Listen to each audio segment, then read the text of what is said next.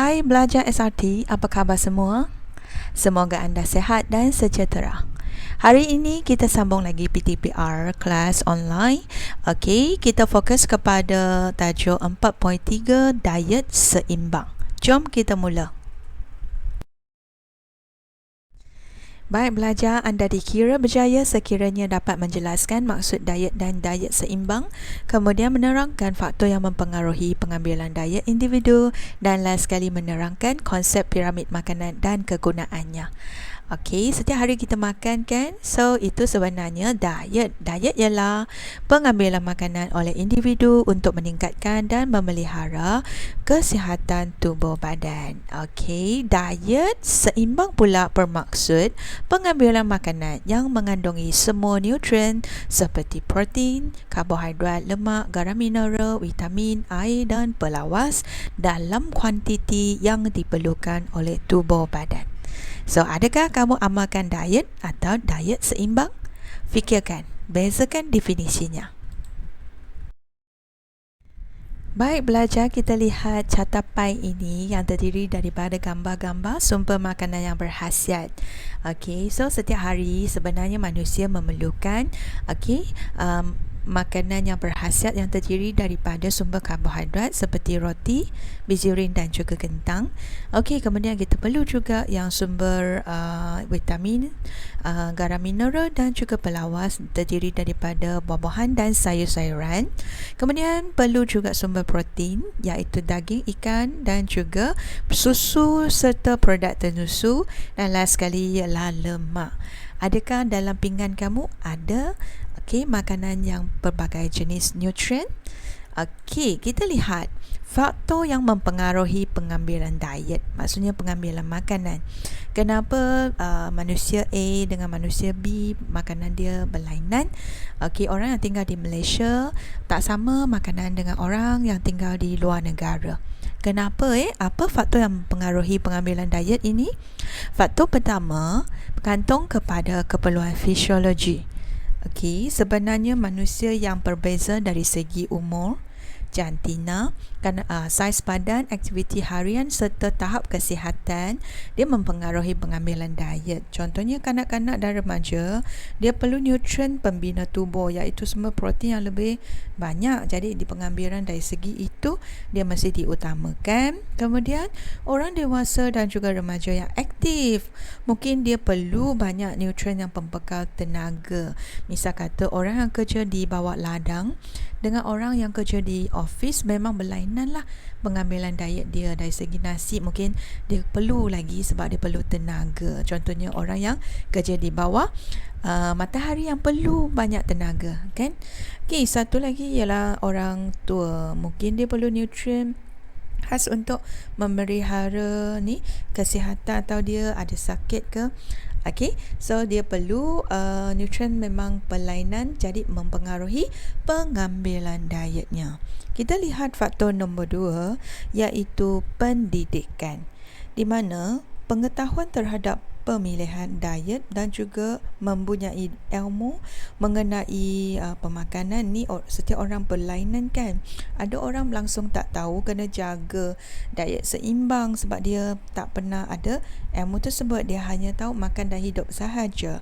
Okey, so itu pun satu faktor lah. Kalau dididik itu mungkin dia lebih mengutamakan diet seimbang dan dia pandai memilih makanan yang masuk dalam mulut. Alright, so sebenarnya kita pun mesti dididik lah supaya bukan hanya makan makanan segera sahaja.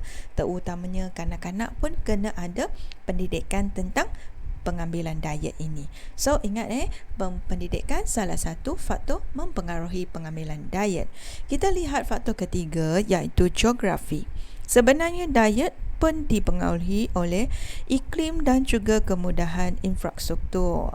Maksudnya di negara yang berlainan lah, lokasi berlainan mempengaruhi pengambilan diet. Contohnya iklim di Malaysia sesuai menghasilkan sumber makanan seperti beras, manakala di luar negara mungkin tak ada.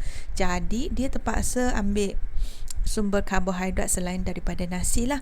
Dia mesti macam buat sesuatu produk daripada gandum ke, oat ke, sehingga hasilkan spaghetti pasta ke untuk dapatkan karbohidrat. So ini ialah faktor geografi, termasuklah iklim dan juga sumber makanan. Okey, kita lihat nombor 4, iaitu faktor pendapatan keluarga. Okey, ini maksudnya walaupun kita sama-sama tinggal di Malaysia, tapi pendapatan berlainan. Ada keluarga yang kaya, memang dia boleh beli ikan yang mewah ke, ketam ke, kan? Tapi ada keluarga miskin, adakah dia mampu makan yang ikan yang mahal-mahal? Tak dapat, kan? Tak apa, dia ambil sumber protein daripada telur pun boleh, tauhu pun boleh, tempe pun boleh, kan? Alright, so atau ikan yang kecil pun boleh. Okay, so berdasarkan juga pendapatan keluarga yang mempengaruhi pengambilan diet. Seterusnya kita lihat faktor tentang budaya. Okey, di Malaysia berbagai jenis kaum, kan? Setiap kaum mempunyai budaya masing-masing. So pada hari kebesaran, biasa kita akan ambil makanan yang ikut budaya lah. Alright, so makanan istimewa untuk orang Melayu pada hari raya seperti ketupat, lemang, nasi impit ke. Tapi untuk kaum Cina bukan. Mungkin dia makan yang kita makan makanan seperti ikan, steamboat macam tu. Alright. Kemudian kita ada salad, sayuran sesuai untuk orang barat, budaya dia macam tu. So ingat budaya ialah salah satu faktor yang mempengaruhi pengambilan diet. Seterusnya ialah dari segi faktor agama. Untuk faktor agama ini, walaupun sama jenis kaum, contohnya lah orang Cina, tapi kaum agamanya berlainan. Misal kata cikgu ialah Kristian, so untuk Kristian boleh makan daging lembu, manakala yang untuk orang Cina agamanya Buddha, dia tak boleh makan lembu. So itu ialah pandang larang ikut agama. So agama juga salah satu faktor lah mempengaruhi pengambilan diet. Contohnya yang orang Islam memang dia tak boleh makan, dilarang makan daging khinzir. So kita kena alert dari segi agama tu, untuk jaga pastikan makanan yang halal lah dimasukkan dalam mulut. Kemudian faktor yang seterusnya ialah keperluan sosial.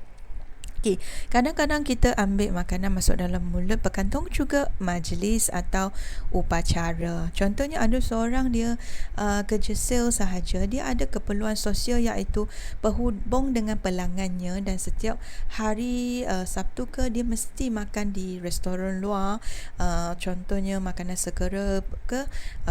So itu pun mempengaruhi pengambilan diet sebab upacara ke majlis yang berlainan. Satu lagi last ialah kemajuan teknologi. Kalau ada alatan, mungkin dalam zaman COVID ni kita kan setiap orang stay home, stay safe kat rumah sahaja. Ada orang dia boleh makan ayam panggang, dia boleh makan kek, dia boleh makan pastry sebab dia ada alatan ketuhar oven. Manakala ada keluarga dia tak boleh makan sebab dia tak ada alatan tersebut. Dia terpaksa makan apa? Kek kukus sahajalah sebab dia tak ada oven.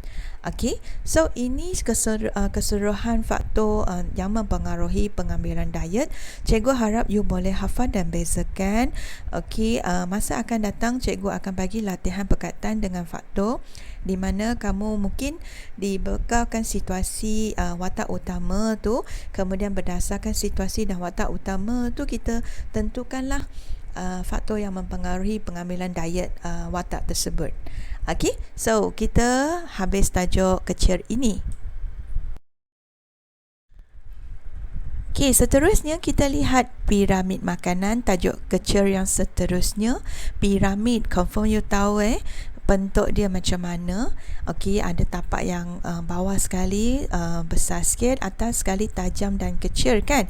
So piramid makanan sebenarnya ialah satu panduan kepada kita dalam menentukan jenis dan kuantiti makanan yang perlu diambil setiap hari mengikut kumpulan makanan. So KKM sebenarnya sumber rujukan kita iaitu Kementerian Kesihatan Malaysia.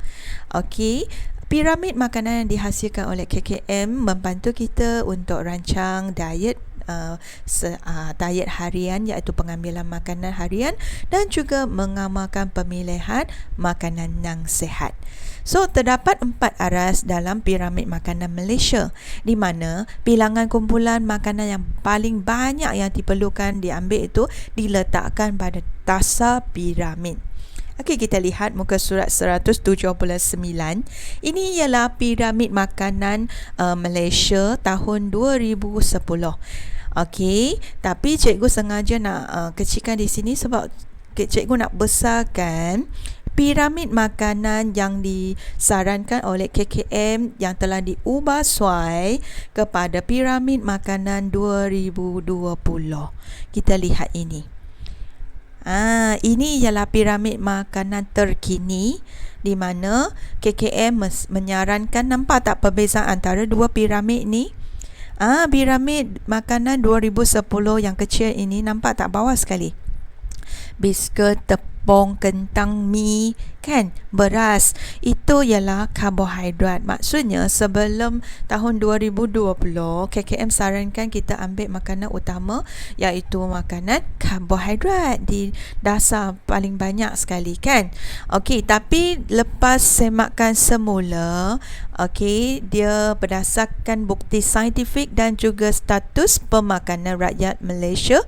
So KKM memperkenalkan piramid makanan Malaysia 2020. Okey, so bergantung kepada ini, nampak perbezaan dia. Bawah sekali dasarnya ialah apa? Sayur-sayuran dan buah-buahan. Untuk karbohidrat letak di aras kedua, nampak? So bawah sekali kita namakan dia aras 1, lepas tu aras 2, aras 3 dan atas sekali itu ialah aras 4. Harap you sudah faham. Okey, bawah sekali, bawah sekali untuk sayur-sayuran dan juga buah-buahan, KKM sarankan buah-buahan sehari pastikan anda makan 2 sajan. Okey, 2 sajan maksudnya 2 ketol lah. Besar getol tu berdasarkan kepada saiz. Kalau you pegang tangan jadikan dia bentuk tumbuk kan. Okey, itu saiz untuk seorang.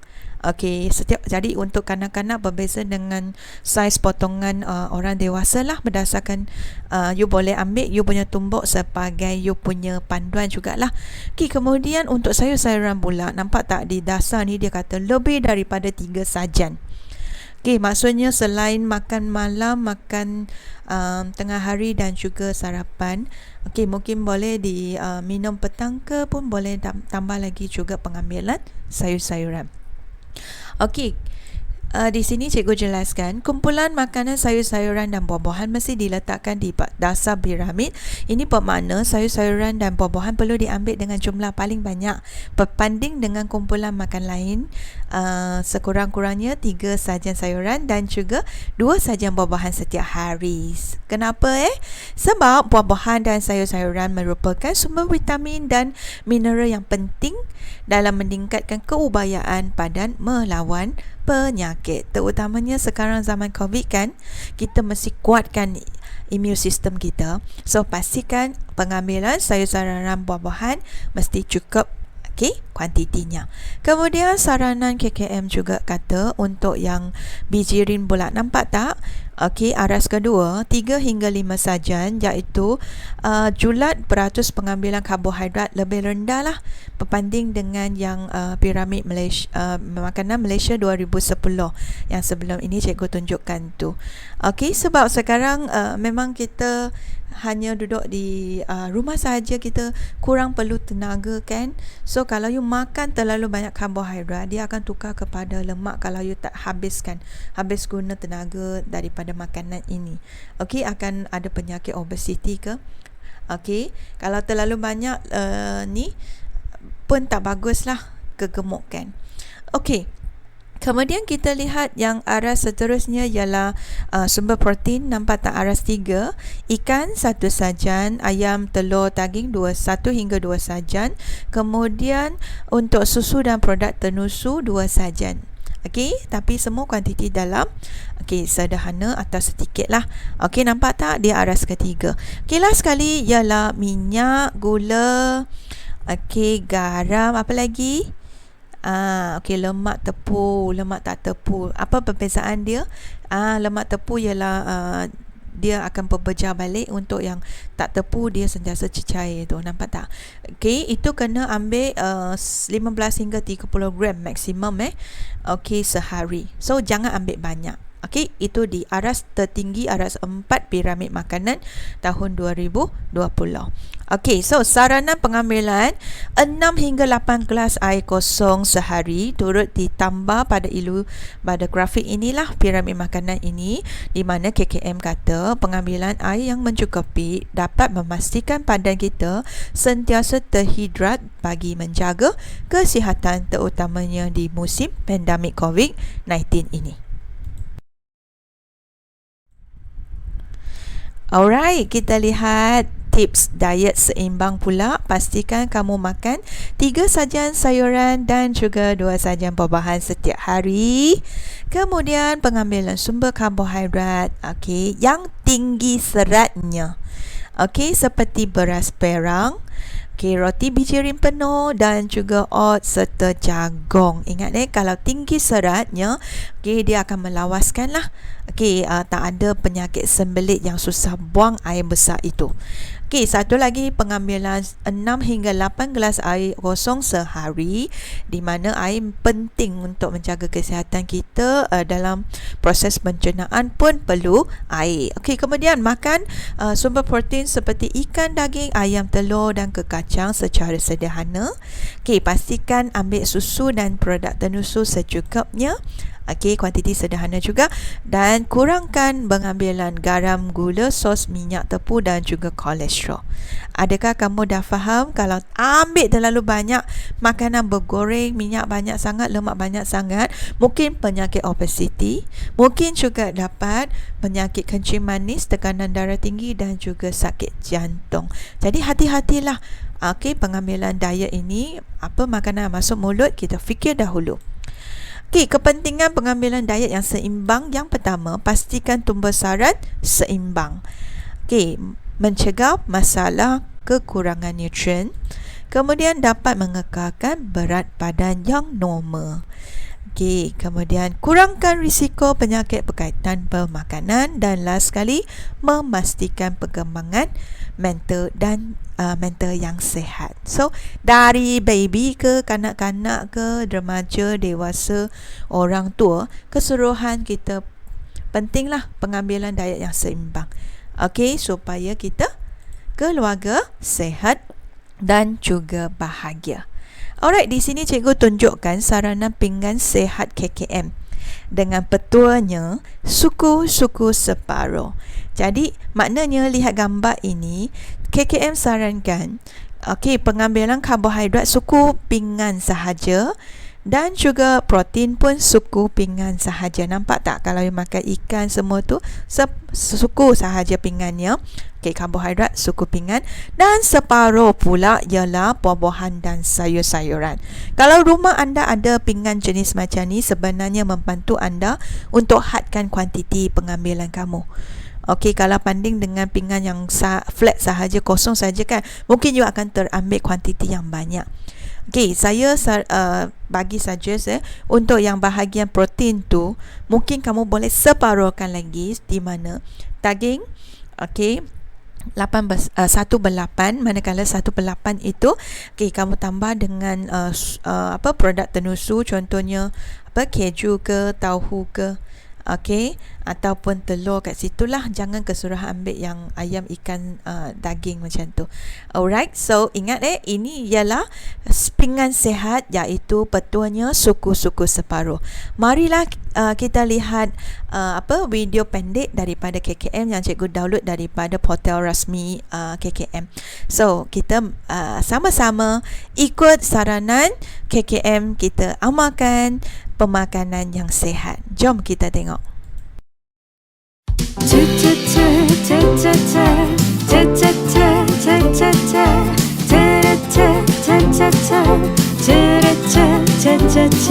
Bangun pagi sudah fikir apa nak makan. Makan ini tinggi kalori, makan itu tak dapat telan. Jadi apa pilihan terbaik kalau nak sehat, tak nak naik berat?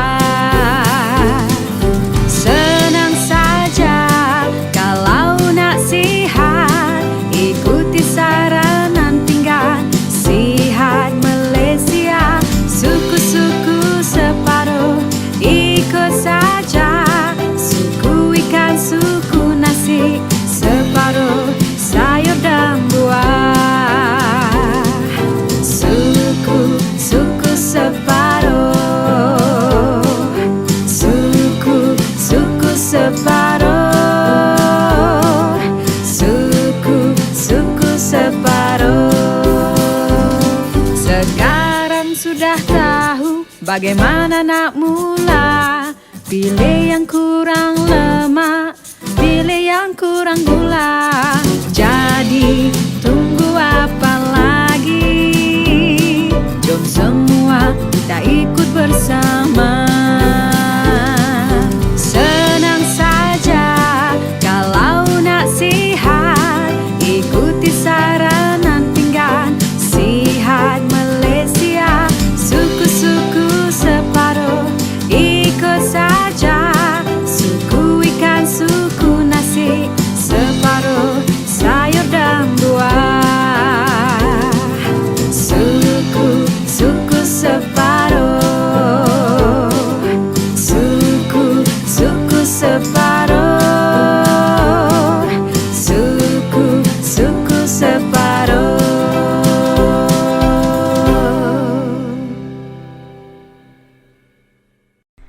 Baik, belajar, adakah kamu dah selesai tonton video cute daripada KKM tu? Senang saja kan? Suku separuh. So, mula amalkan kesihat pengambilan diet yang sihat inilah. Okey, kita semak semula kriteria kejayaan. Adakah kamu mampu jelaskan maksud diet dan diet seimbang? Adakah kamu boleh terangkan faktor yang mempengaruhi pengambilan diet individu? Adakah kamu boleh terangkan konsep piramid makanan dan kegunaannya? Alright, cikgu harap you dah faham dan kuasai. Good job. Okay, di bawah kalau you tekan tajuk video ini, cikgu ada send link ke dalam situ. Anda boleh cuba jawab dan kukuhkanlah. Ada soalan boleh leave di ruangan komen ataupun di share lah. Kalau you ada resepi sihat ke, ada cadangan tips untuk jaga pemakanan yang sihat ke, leave di komen. Cikgu harap boleh reply kamu. Sama-samalah kita jalankan komunikasi dua hala. Kita jumpa lagi di video seterusnya. Saya harap kita sama-sama amalkan diet seimbang. Okey, jumpa lagi. Bye.